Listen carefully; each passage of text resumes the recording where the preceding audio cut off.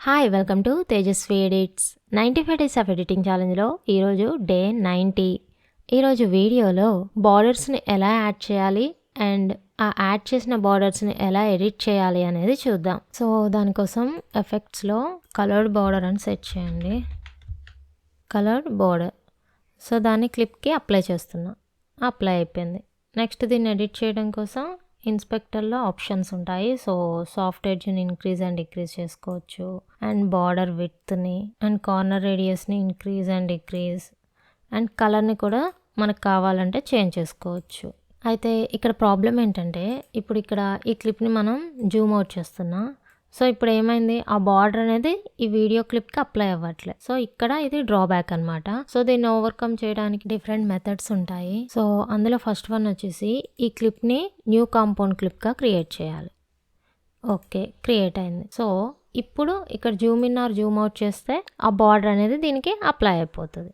ఇప్పుడు నేనేమనుకుంటున్నా అంటే ఈ బార్డర్ కలర్ని చేంజ్ చేద్దాం అనుకుంటున్నా. సో అప్పుడు ఏం చేయాలి, మళ్ళీ ఈ క్లిప్ని ఓపెన్ ఇన్ టైమ్ లైన్లో సెట్ చేసుకొని ఇక్కడ ఎఫెక్ట్స్లోకి వెళ్ళేసి ఇక్కడ కలర్ సెలెక్ట్ చేసి ఎల్లోకి సెట్ చేస్తున్నాం.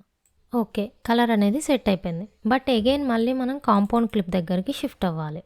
సో ఇలా షిఫ్ట్ అవ్వకూడదు అంటే నెక్స్ట్ ఇంకో మెథడ్. ఫస్ట్ మనం దీన్ని డీకంపోజ్ చేద్దాం. ఓకే, నెక్స్ట్ ఎఫెక్ట్స్లో ట్రాన్స్ఫార్మ్ అని సెట్ చేయండి. సో ఈ ట్రాన్స్ఫార్మ్ని ఈ క్లిప్కి అప్లై చేస్తున్నాం. ఓకే, ఇప్పుడు చూడండి ఇక్కడ ఇన్స్పెక్టర్లో ఫ్యూజన్, ఓపెన్ ఎఫెక్ట్స్. ఫ్యూజన్ అంటే ఏంటి, నార్మల్గా width or edge or radius వీటిని అడ్జస్ట్ చేసుకోవడానికి, అండ్ ఓపెన్ ఎఫెక్ట్స్ వచ్చేసి దాని పొజిషన్ని చేంజ్ చేసుకోవడానికి, and zoom in or zoom out చేయడానికి, అండ్ రొటేట్ చేసుకోవడానికి. సో ఇలా ఇక్కడే మనం 2 ట్యాబ్స్లో అడ్జస్ట్మెంట్స్ అనేవి చేసుకోవచ్చు. అయితే ఇక్కడ ఇంకో డ్రాబ్యాక్ ఏంటంటే ఇప్పుడు మనం ఏదైనా అడ్జస్ట్ చేయాలంటే వ్యూ కంట్రోల్ అనేది స్క్రీన్ మీద చేయలేం, రైట్?